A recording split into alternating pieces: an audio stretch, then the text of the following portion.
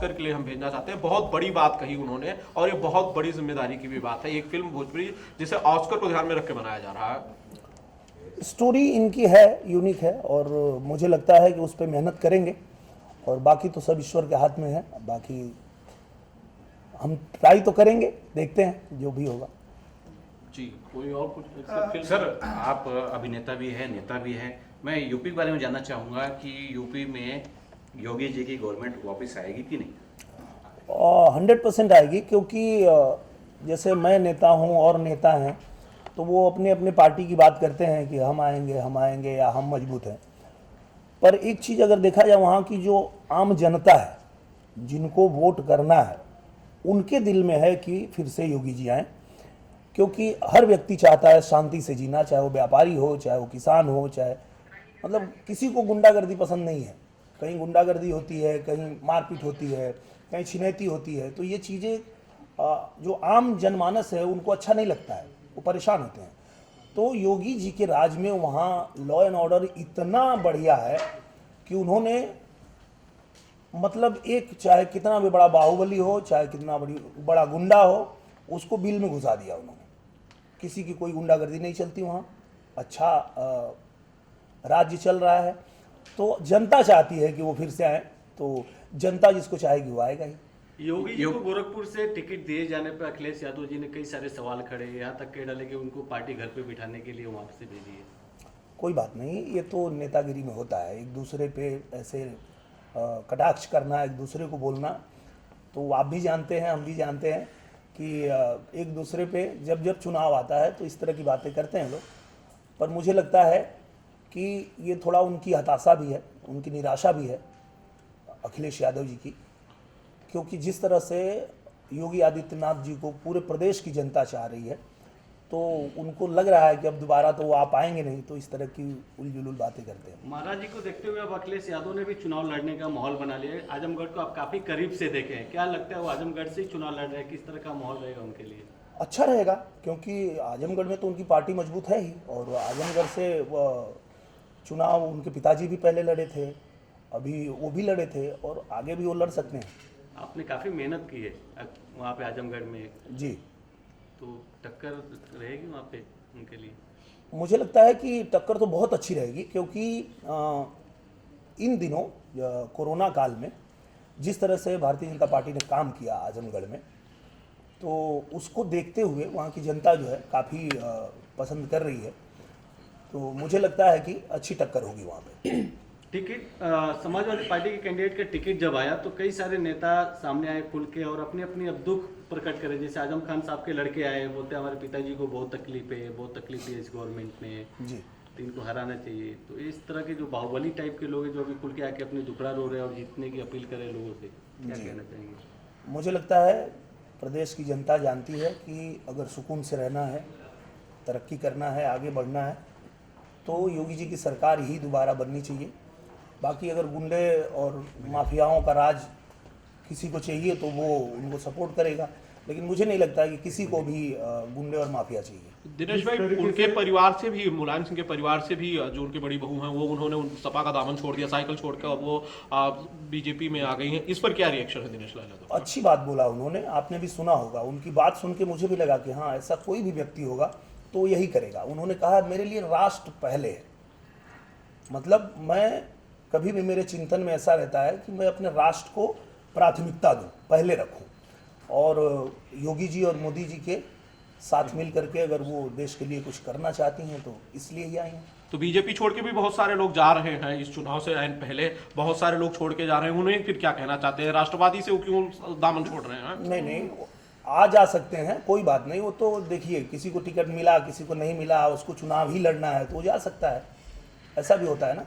निरहुआ के पास इस चुनाव में क्या जिम्मेदारी है? निरहुआ के पास फिल्म की जिम्मेदारी है कि मतलब पूरे उत्तर प्रदेश में जितनी फिल्में बन रही हैं, मुझे नहीं लगता कहीं भी बन रही होंगी, तो वहाँ पे मेरी जिम्मेदारी है फिल्मों को लेकर के। और मैं अभी जा रहा हूँ 5 तारीख से कहाँ, चंदौली।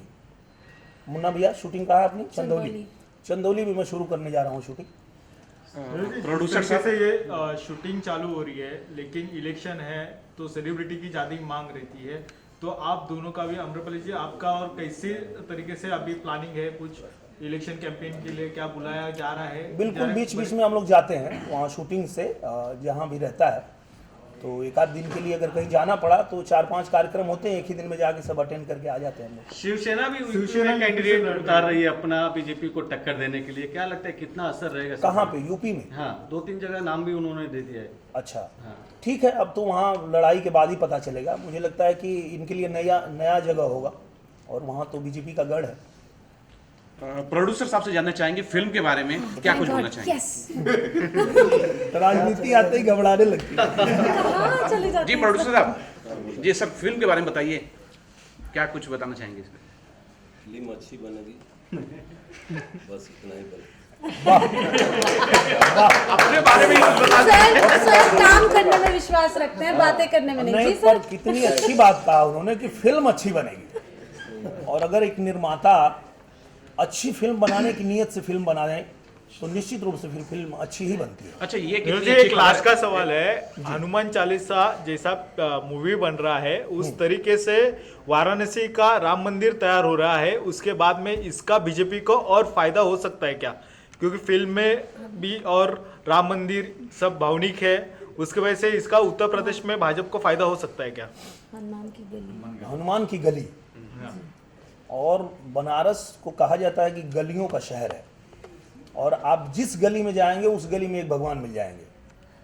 कहीं हनुमान जी का मंदिर है, कहीं अन्नपूर्णा देवी हैं, काशी विश्वनाथ है ही, तो मुझे लगता है कि वहाँ ये बेस्ट लोकेशन था हम लोगों के लिए। 1 सेकेंड, हाँ, हनुमान जी हुए, राम जी हुए, या कोई भी भगवान हुए, ये सारे भगवान हम सब हिंदुओं के, इसको किसी पार्टी विशेष से जोड़ना हाँ, ठीक बिल्कुल नहीं नहीं, है। बिल्कुल नहीं, बिल्कुल तो हम एक अगर कभी नाम भी रखते हैं, I don't know the film is धार्मिक और नो, बट अगर धार्मिक नाम भी रखा जाए किसी फिल्म का तो वो धर्म के लिए है, किसी पार्टी के लिए कभी नहीं हो सकता। कभी नहीं है। प्लीज आप लोग धर्म और एकदम- पार्टी को कोलाइड करना छोड़ हाँ, दीजिए आप। सही बात है। सर आपसे जानना चाहूंगा जिससे शिवसेना भावनिक जिस हिंदुत्ववादी कहती है, राष्ट्र भाजपा हिंदुत्ववादी कहती है, क्योंकि ये दोनों अलायंस टूटे हैं महाराष्ट्र में और उसके बाद में यूपी में शिवसेना और भाजपा लड़ना ही जा रहे हैं, तो क्या लगता है कि इस भावनिक के ऊपर भी यूपी का इलेक्शन थोड़ा हो सकता है क्या? मुझे लगता है कि वहाँ पे सिर्फ और सिर्फ एक ही चीज़ काम करेगा, और वो है कि कोरोना काल में लोगों की जो मदद हुई है, आज भी वहाँ राशन सबके घर में बांटा जा रहा है और वो मार्च तक चलने वाला है। मतलब जिस तरह से सरकार ने उनकी मदद किया है वही काम करेगा। बाकी ये सब धर्म जाति ये सब कोई चीज़ काम करने वाला नहीं है। काम करेगा सिर्फ जो लोगों की मदद हुई है, लोगों का काम हुआ है। उत्तर प्रदेश में इतने सारे जो सड़कों का जाल बिछा है, 4.5 लाख युवाओं को नौकरी मिली है, ये सब चीज़ें जो है काम करेगी। सर आपसे जानना चाहूंगा, नया एक्टर को इंट्रोड्यूसिंग कर रहे हैं, उसके बारे में कुछ बताइए, जरा दिखाएंगे कौन है? हमारे कुंदन भाई हैं, जो कि भैया के बहुत नज़दीक के और रिलेटिव हैं जी। और भैया के मतलब बहुत क्लोज ही हैं, तो उनको इंट्रोड्यूस किया जा रहा है निर्वाचन लंदन 2 से। और बाजू में हमारे मास्टर थापा जी बैठे हैं, शिवसेना बाला साहब ठाकरे के घर के मतलब पुजारी हैं वो, और मेरे बड़े भाई हैं। और सर को सब इंट्रोड्यूस करने की ज़रूरत नहीं है, सर हैं, मुन्ना भाई है, और हमारे फिल्म के निर्वाचन लंदन में हम लोग देव जी को लेके जाने की बहुत कोशिश किए थे, नहीं गए जा पाए कुछ काम की वजह से। तो अभी इनको लंदन 2 में हम लोग मेन विलेन में लेके जा रहे हैं भैया को। मेरे भाई है और बहुत मेहनत करते हैं मेरे भाई, और हम लोग पहले से डिस्कस कर रहे थे कि जब भैया से बात हुआ, मैंने इनको ये बात शेयर किया था कि निर्वाचन लंदन 2 करे, तो बहुत एक्साइटेड थे कि भाई कुछ भी ऐसी फिल्म करना तो मुझे प्लीज बताता। पहले मैं इनको बताता सर कुंदन जी आपसे जानना चाहेंगे कि इस फिल्म में आपका क्या किरदार होगा? किरदार के बारे में बेहतर तो हमारे सोनू जी बता पाएंगे, बिकॉज क्या है अभी तक सिर्फ टाइटल को रिवील किया गया है, कहानी को पूरी तरह से रिवील नहीं किया गया है, और कुछ चीज़ें हैं जो अभी टाइम आने पे डिस्क्लोज हो जाएगा आप सभी के सामने। तो जिस तरह से आप बॉलीवुड में धमाल मचा दो, भोजपुरी में कितनी तैयारी करके आ रहे हैं, और साथ में निरहुआ जी जुबली स्टार हैं। सबसे पहली बात तो मैं दिनेश भैया का स्टार्टिंग से ही फैन रहा हूँ। जब मैं छोटा था तो दिनेश भैया की फिल्में आती थी तो भोजपुरी से इंस्पायर हुआ। हालांकि मैंने भोजपुरी में आज तक काम नहीं किया है, मैंने हिंदी में काम किया है, मैंने काफ़ी सारे सीरियल्स किए हैं। तो रंजीत भैया ने बोला कि मैं फिल्म बनाऊंगा तो बेहतर तो तुम्हें ज़रूर रखूंगा। मैंने बोला भैया आपका बहुत बहुत धन्यवाद। और सबसे पहले मैं लाइफ में जो सोचता था कि फर्स्ट टाइम अगर मैं किसी के साथ आऊँ तो दिनेश भैया, तो वो मेरा एक ड्रीम भी कंप्लीट हुआ, क्योंकि दिनेश भैया से मैं काफ़ी इंस्पायर भी हूँ इस चीज़ को लेके। और सोनू भैया की जब मेकिंग देखी मैंने, तो जय शंभू की मेकिंग है जो हमारे चिंटू सर ने किया है उसमें, तो बहुत अच्छी मेकिंग है, वो लोग आप देखिएगा। तो मतलब उस फिल्म को देखने के बाद भोजपुरी का पूरी तरह से एक तरह से मुझे लगा ग्राफ ही बदल गया। तो एक पहले जो सोचते थे लोग कि भोजपुरी फिल्म है एंड ऑल, लेकिन कुछ चीज़ें आने के बाद अब भोजपुरी बहुत बेहतर होती जा रही है। तो मुझे बहुत खुशी है कि मैं इस फिल्म का हिस्सा बना हूँ। तो आप सभी प्लीज़ इसमें सपोर्ट करें, और भैया बाकी सब लोग यहीं। आम्रपाली जी हैं जो यूट्यूब की, उनके इनका कितना सपोर्ट मिलेगा, कितना इनके आप फैंस हैं, कितने बड़े? बहुत ज़्यादा। हम बोल रहे हैं ना, ये जोड़ी तो स्टार्टिंग से ही हम इस जोड़ी को मतलब देख के लगता था कि लाइफ में कभी करना भी होगा तो हम यहीं से शुरुआत करेंगे। तो वो दिन आज आ गया है, तो मैं भी बहुत खुश हूँ उसके लिए। तो आप भोजपुरी में ही करेंगे, बॉलीवुड करते रहेंगे? ऑब्वियसली बॉलीवुड तो चल रहा है। अभी रिसेंटली मेरी फिल्म आ रही है श्रीदेवी बंगलो, जो टोटली वो यूके ऑलरेडी शूट करके आ चुका हूँ मैं। तो अरबाज खान है उसमें अपोजिट मेरे। तो अभी भोजपुरी में फर्स्ट टाइम डेब्यू है, तो इसके लिए बहुत एक्साइटेड हूँ।